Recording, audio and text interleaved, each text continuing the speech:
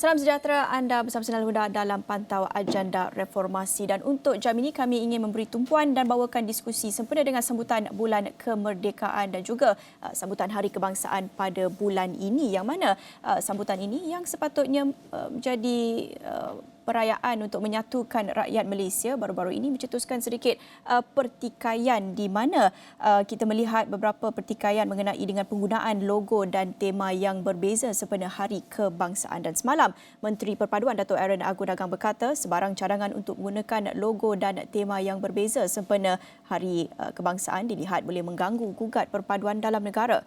Katanya tindakan itu juga boleh membantutkan usaha-usaha kerajaan dalam memastikan kesejahteraan masyarakat dan pembentukan negara maju.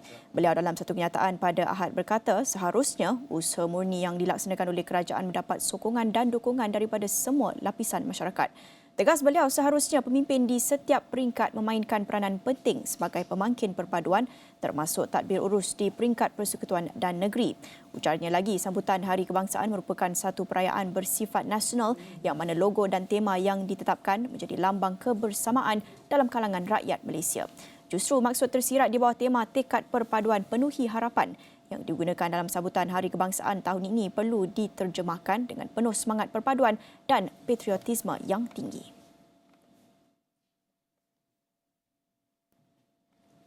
Sementara itu, Profesor di Pusat Pengajian Sains Kemasyarakatan Universiti Sains Malaysia USM, Profesor Dato' Dr. Siva Murugan Pandian berkata, tindakan itu membawa kepada keretakan dalam usaha kerajaan persekutuan membentuk perpaduan. Katanya tindakan sedemikian juga janggal kerana menunjukkan seolah-olah negeri ditadbir PN tidak memahami semangat federalisme, memandangkan gabungan itu mahu berselisih soal logo Hari Kebangsaan sedangkan masih menuntut bantuan kewangan daripada kerajaan persekutuan. Dalam konteks ini, bila ada pihak yang mengusulkan sesuatu yang berbeza, sudah pasti itu boleh membawa kepada keretakan, ketimpangan ke atas apa yang diusahakan agar dapat mencari satu nilai kesepaduan di antara persekutuan dan pusat. Jangan dalam soal ini mahu berbeza dan kemudian dalam soal-soal lain tentang bantuan kewangan dari sudut pembangunan, proses modernisasi masih memerlukan satu nilai keberikatan dengan persekutuan. Siva Murugan menegaskan dalam hal berkaitan sambutan Hari Kebangsaan, setiap negeri perlu mengikut ketetapan yang telah dibuat di peringkat persekutuan kerana ia membawa visi kenegaraan dalam konteks yang lebih besar. Oleh itu, konsep Malaysia Madani dalam tema sambutan tahun ini tidak wajar disifatkan sebagai sesuatu yang bermotifkan politik. Dalam konteks ini perlu dilihat Malaysia Madani itu bukan sesuatu yang memenuhi keperluan pemimpin politik. Ia juga menjadi agenda besar kementerian dan juga agensi kerajaan. Ia harus dilihat sebagai satu gagasan ke atas takrifan, konsep dan juga penjenamaan pemasaran ke atas negara ini. Jika itu dilihat secara praktikal, secara waras, saya percaya masing-masing tahu walaupun menggunakan Malaysia Madani di dalam apa saja tahap penggunaan mereka, itu tidak akan menjejaskan kredibiliti reputasi mereka yang mempunyai fahaman politik yang berbeza. Beliau berkata demikian dalam program Fokus minggu depan pada Ahad. Jadi itu sedikit tentang isu penggunaan logo dan tema sempena Hari Kebangsaan tahun ini. Namun untuk jam ini, kami juga ingin memberi tumpuan kepada satu aspek yang berbeza dalam kita meraihkan Hari Kebangsaan, menjangkaui sekadar melihat kepada logo, tema dan warna, iaitu dengan menghayati dan memahami teras prinsip rukun negara. Dan bersama saya untuk mengupas lebih lanjut mengenai dengan usaha untuk menghayati rukun negara, khususnya prinsip di sebalik rukun negara ini, bersama saya ketika ini Ku Hasnan Ku Halim yang merupakan pensyarah kanan Jabatan Sains Sosial UTHM. Terima kasih Ku Hasnan sudi bersama kami di Astro Awani. Pertama sekali, bagaimana melihat tahap pemahaman masyarakat terhadap prinsip rukun negara hari ini? Bukan sekadar menghafal 5 rukun negara itu, tetapi melihat kepada usaha untuk benar-benar menghayati prinsip di sebalik rukun negara itu. Baik, terima kasih Astro Awani. Rukun negara adalah merupakan asas kepada bina jati diri bangsa. Kalau kita melihat di sini, kita kedengaran memang terdengar bahawa generasi muda atau generasi rakyat Malaysia kedapatan dalam sesetengah keadaan barangkali dikatakan kurang memiliki perwatakan nasional yang dapat mempamerkan kepribadian mereka sebagai seorang warga negara Malaysia. Baik sama ada ketika berada di dalam negara ataupun sama ada berada di luar negara, melalui di mana kita tahu melalui identiti nasional ini kita akan dapat diserlahkan dengan cepat lagi mudah. Dan apabila perkara sebegini berlaku, ia tidak dapat lari daripada keperluan untuk meneliti kembali program tata negara kita, sama ada dalam bidang pendidikan ataupun yang lain-lain. Dan sehubungan itu kita maklum bahawa rukun negara yang telah mula diperkenalkan pada 31 Ogos 1937 selepas tragedi peristiwa 13 Mei 1969 adalah merupakan sebagai satu peranti sosio-budaya mengenai kehidupan rakyat Malaysia yang berkongsi sejarahnya, yang berkongsi negaranya, yang berkongsi tradisi dan juga berkongsi nilai timur sepunya, bahasa kebangsaan dan juga aspirasi yang sama. Dan tidak sekiranya tidak dimanfaatkan sepenuhnya, hal perkara-perkara ini amatlah memualkan. Dan ia akan lebih menjengkelkan jika lebih banyak dihafal untuk mengingati sejumlah prinsip di dalamnya tidak pernah dilaksanakan dalam satu bentuk yang serius melalui satu penghayatan yang rinci untuk menonjolkan bukan saja kepentingannya tetapi kemuliaannya dan keberadaannya dalam pembentukan negara bangsa kita. Maka perlu di sini bagaimana dalam konteks dan pemahaman masyarakat terhadap rukun negara ini, kita harus faham bahawa rukun negara itu adalah merupakan sebagai satu asas bina jati diri bangsa, dan sebagai seorang rakyat Malaysia yang memiliki nilai patriotisme yang tinggi, istilah wajib adalah amat diperlukan selain daripada menghafal, menghayati dan juga menghadam serta menterjemahkan di dalam kehidupan seharian. Kita juga lihat banyak naratif perpecahan, naratif berunsur benci, berunsur perkauman, terutamanya selepas kita baru saja melalui musim kehangatan politik, kan, musim pilihan raya baru-baru ini dan juga pilihan raya yang lepas. Begitu banyak kita lihat konten-konten yang mencetuskan naratif benci dan naratif perkauman terutamanya di media sosial ini. Kalau kita melihat kepada penghayatan rukun negara, sejauh mana sebenarnya usaha untuk menghayati dan mendalami rukun negara ini boleh memberi manfaat, mungkin boleh membawa kepada kestabilan kedudukan Malaysia ini sebagai negara yang aman, negara yang harmoni dan bersatu padu. Bertitik tolak atas tema sambutan kemerdekaan negara pada tahun ini, iaitu tekad perpaduan penuhi harapan. Saya melihat bahawa masih tidak terlambat untuk kita mengangkatnya semula untuk digemblengkan bagi tujuan pemupukan perwatakan nasional dalam kalangan rakyat Malaysia, merujuk kepada prinsip rukun negara, khususnya kepada generasi muda pada hari ini, di mana melalui rukun negara ini dengan menggunakan pelbagai cara dan juga bentuk inovasi dan juga kreativiti kita, satu pemikiran dan juga kelakuan sepunya diyakini akan dapat diwujudkan untuk memperlihatkan satu unsur perkongsian perasaan kenegaraan yang sama oleh seluruh rakyat Malaysia. Dan sebenarnya pemikiran dan juga kelakuan ini sudah pun lama tercetus dalam rukun negara, iaitu dalam bentuk minat dan juga sikap, dalam bentuk kehendak dan juga kecenderungan, pandangan dan gagasan, dorongan dan panduan serta keyakinan dan juga aspirasi yang perlu dikongsi bersama rakyat Malaysia, di mana semua ini perlu dirujuk dengan cepat lagi nyata pada 5 prinsipnya yang diterapkan dalam semua aspek kehidupan segenap rakyat Malaysia, yang bukan saja sebagai satu panduan asas terhadap pembentukan ataupun kehidupan negara bangsa Malaysia, tetapi juga selaku satu bimbingan sahsiah unggul yang perlu ada pada mereka.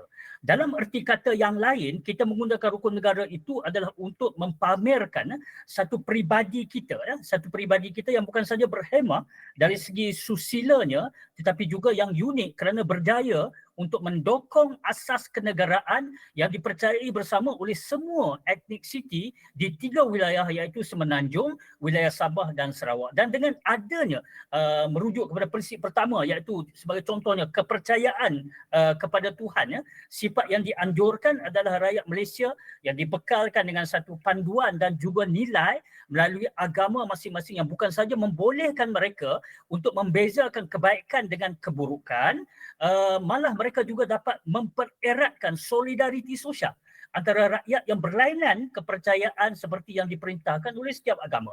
Dan kalau kita susuri prinsip yang kedua, iaitu kesetiaan kepada raja dan negara, menganjurkan patriotisme, khususnya melalui perasaan keterikatan yang kuat dan kecintaan abadi kepada negara dalam konsep yang lebih luas, ya.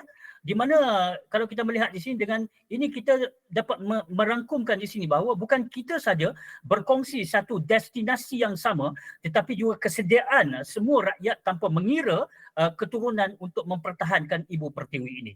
Dan suka saya untuk bercakap tentang menyelusuri keluhuran perlembagaan, iaitu prinsip yang ketiga, yang mana mengajukan satu kemuliaan kanun tertinggi negara yang berjaya menggarap perjanjian antara etnik ketika kemerdekaan ke dalam pelbagai fasa. Dan mana ianya bukan sahaja adalah hak dan juga keistimewaan bersama, tetapi juga ia merupakan satu kontrak yang perlu dilangsai secara bersama-sama dengan penuh tanggungjawab dan juga keikhlasan. Dan kalau kita susuri pula kepada kedaulatan negara sebagai prinsip keempat yang menunjukkan sebagai satu keperluan semua pihak tanpa mengira kedudukan, yang bukan saja mematuhi perundangan yang digubal tetapi juga menerima kewibawaannya sekali, maka dengan ini rakyat dikehendaki untuk mematuhi dan menghormati undang-undang negara pada setiap masa. Dan sebagai warga negara Malaysia yang merdeka, yang menjunjung tekad perpaduan memenuhi harapan, kesopanan dan kesusiaan tidak harus dilupai sama sekali. Di mana melalui kaedah ini maka kita mencuarkan setiap sikap yang saling menghormati sesama kita. Selain keperluan rakyat untuk memiliki kelakuan yang baik, yang sudah tentu ini akan mempererat perpaduan di samping memperlihatkan sebagai satu pengamalan tradisi dan nilai kita bersama sebagai budaya nasional. Dan saya yakin dan percaya melalui semua prinsip ini, pastinya akan ada satu sikap positif mengenai perwatakan nasional yang akan terbentuk dalam kalangan semua rakyat negara ini. Kehidupan etnik yang berlainan dalam 3 wilayah yang diikat sebagai satu yang dipunyai bersama, yang bersandar kepada pemahaman bersama tentang sejarah dan tradisi negara serta pembabitan bersekali dalam semua sistem negara. Maka wajarlah rukun negara itu perlu diangkat sebagai satu asas jati diri dan membina jati diri bangsa. Ya, itu tadi 5 prinsip rukun negara yang sudah tentu diterapkan dan sudah pun kami hafal sejak peringkat sekolah lagi, tetapi itu hanya sebahagian daripada rukun negara yang juga melihat kepada objektif di sebalik rukun negara itu yang mungkin kita selalu terlepas pandang, kerana itu mungkin kita tidak amalkan bacakan setiap Isnin di perhimpunan sekolah dahulu. Dan suka untuk saya rujuk kepada satu laporan di astrawani.com baru-baru ini di mana Menteri Perpaduan Negara Dato' Aaron Agu Dagang memaklumkan Kabinet telah meluluskan sebuah memorandum agar rukun negara dilafazkan secara penuh. Beliau berkata ia perlu bermula dengan mukadimah sebelum disusuli dengan 5 prinsip yang termaktub dalam rukun negara. Dan jelasnya pihaknya berharap semangat perpaduan dapat diterapkan menerusi penghayatan rukun negara.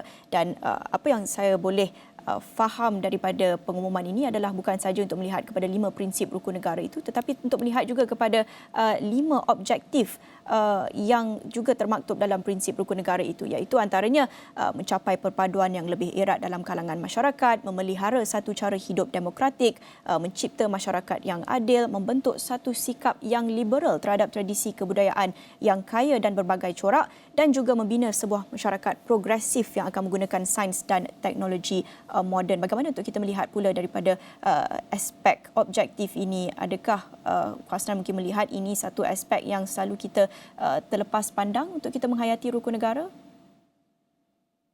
Saya kira sebagai seorang rakyat Malaysia, dia berada dalam 3 pengkategorian yang perlu kita perkatakan di sini.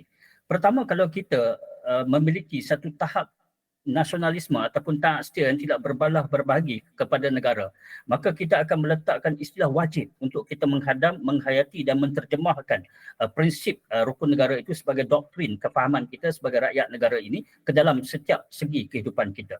Namun begitu, kalau kita berada dalam keadaan yang memegang kepada prinsip rational choice yang melihat kepada kepentingan, sekiranya perkara itu memberi kepentingan dan keuntungan kepada kita, maka kita akan melaksanakannya. Dan juga dalam faktor yang sama, juga kita melihat kalau perkara itu tidak memberi keuntungan kepada kita, maka kita mengenepikannya. Jadi ini kita boleh anggap sebagai pengkategorian yang bersifat lalang, yang mana gagal untuk menghadam dan menghayati prinsip rukun negara yang merupakan satu perkara yang wajib sebagai seorang warga negara. Dan istilah yang ketiga kalau kita boleh perkatakan di sini, kalau kita berkhianat dalam konteks pemahaman dan penghadaman rukun negara ini, makanya dengan kita tidak menghormati kepada lambang-lambang negara, kita tidak menghormati kepada pemimpin negara, kita tidak bersetuju dengan dasar-dasar negara yang cuba dilakukan atas kepentingan rakyat dan negara, maka ini dilihat akan memberikan satu gangguan kepada usaha dan proses untuk kita melaksanakan pembangunan negara. So dalam soal di sini, penghayatan prinsip negara, rukun negara ini perlu dihadam dan perlu diwajibkan sebagai seorang warga negara yang taat setia kepada negara. Sekiranya kita memilih pengkategorian bersifat lalang ataupun khianat dalam soal untuk kita menghadam prinsip rukun negara ini, ia adalah perkara yang tidak wajar. Apatah lagi kita harus faham bahawa sebagai pakej untuk menjadi seorang rakyat yang memiliki patriotisme dan nasionalisme yang tinggi, ia perlu mengangkat bahawa rukun negara itu sebagai asas kepada bina jati diri bangsa yang bukan hanya sekadar sebagai ucapan ataupun pembacaan slogan secara fizikal semata-mata, tetapi juga perlu diterjemahkan di dalam bentuk spiritual dan selain daripada itu perlu dilaksanakan dalam bentuk yang agresif di dalam segenap kehidupan kita dengan menjunjung kepada 5 prinsip yang telah pun dipersetujui secara bersama dan termaktub di dalam sistem ketatanegaraan kita. Okey, baik, banyak lagi yang kita nak bincangkan jam ini, tapi kita akan berjarak seketika kembali selepas ini.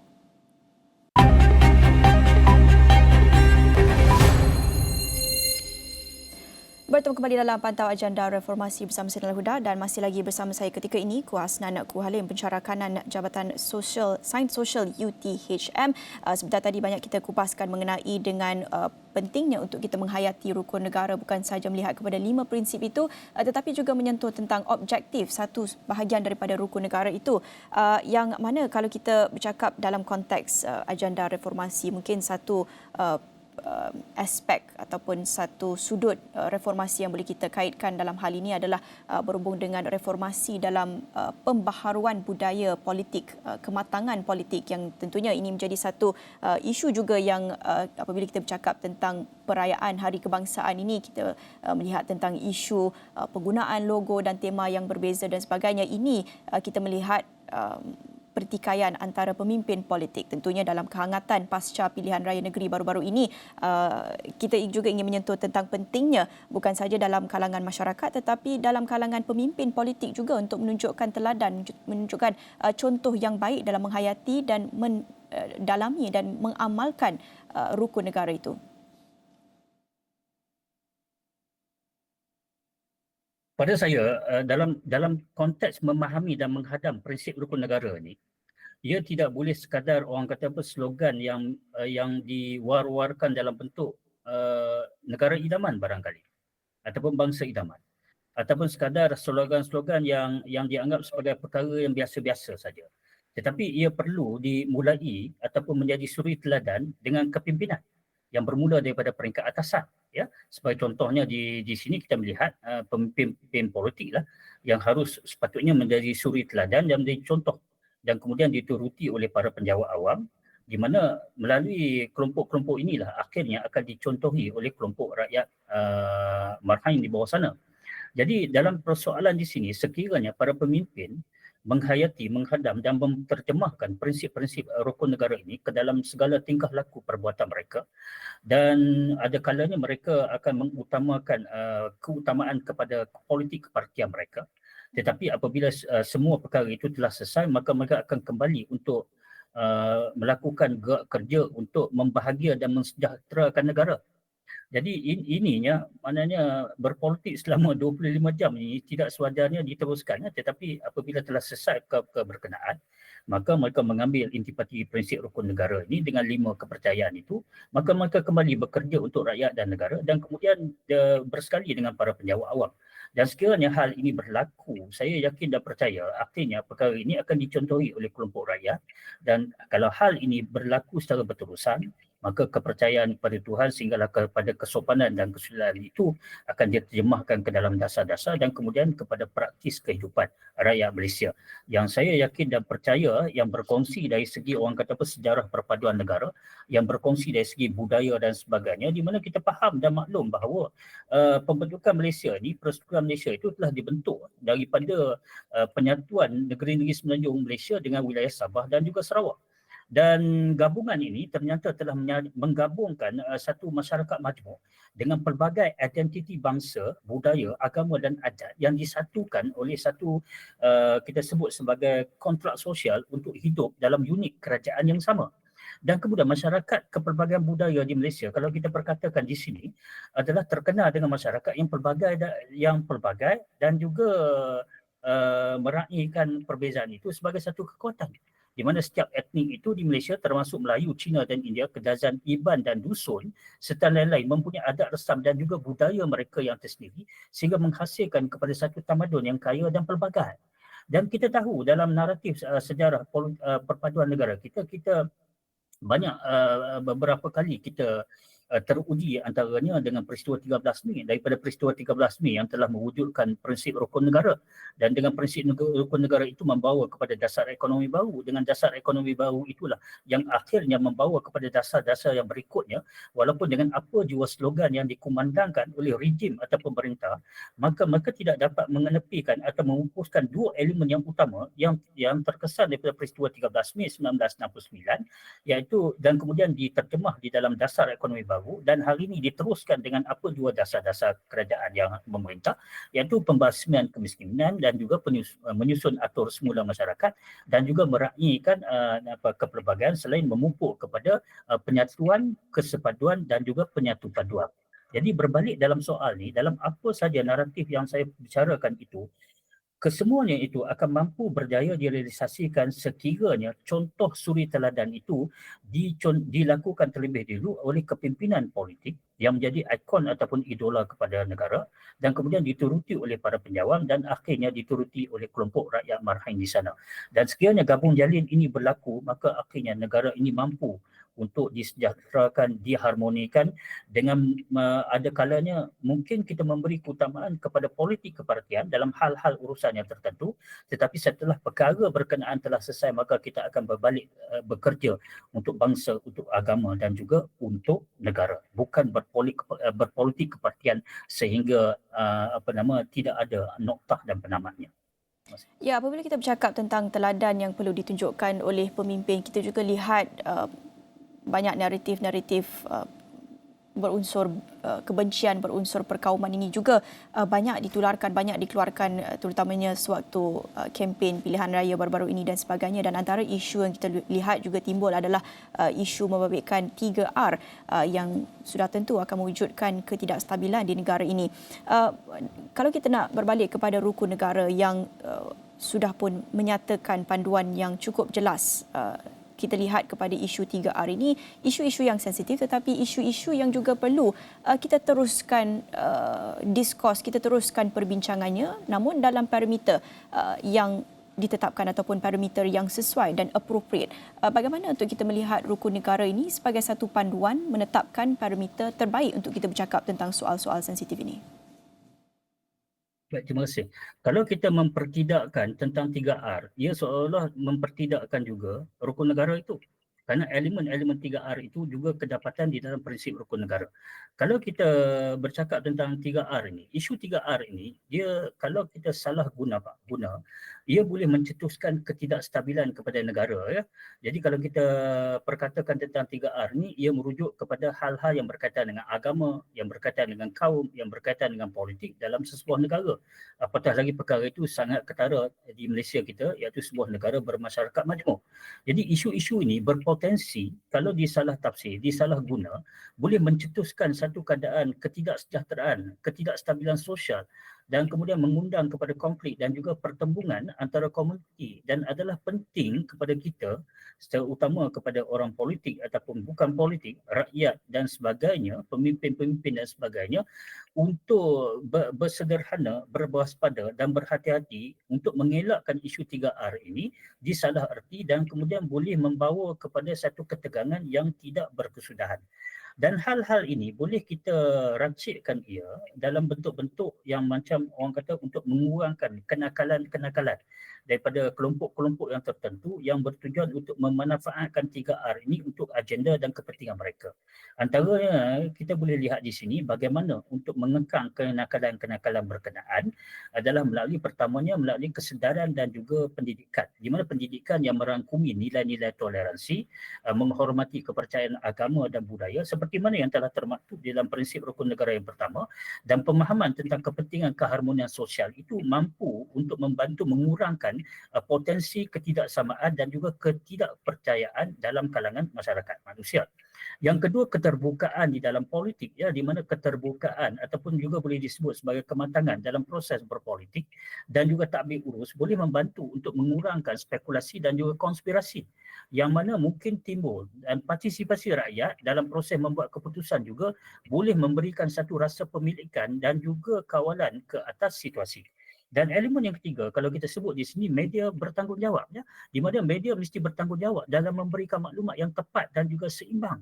Dan media juga media juga tidak boleh menggalakkan kepada hal-hal yang berbentuk kebencian, ya, ataupun memainkan isu sensitif yang boleh memburukkan lagi keadaan.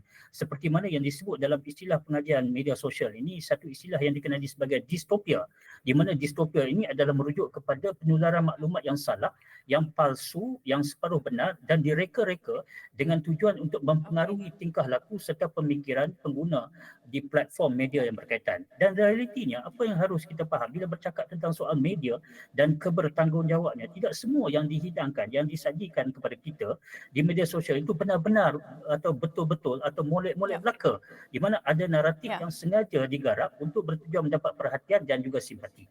Ya, okey. Tentunya banyak lagi yang kita boleh kupaskan mengenai dengan hal ini dan tentunya banyak lagi ruang akan kami sediakan menjelang sambutan Hari Kebangsaan untuk kita bincang mengenai dengan soal ini. Tapi itu saja masa kita ada untuk jam ini. Terima kasih kepada Kuasa Hanan Kuala Bicarakan dan Jabatan Sains Sosial UTHM sudi bersama kami dalam pantau agenda reformasi untuk membincangkan mengenai penting dan signifikannya untuk menghayati rukun negara dalam memaknai Hari Kebangsaan pada bulan ini. Itu saja untuk jam ini bersama saya Nalhuda. Selamat.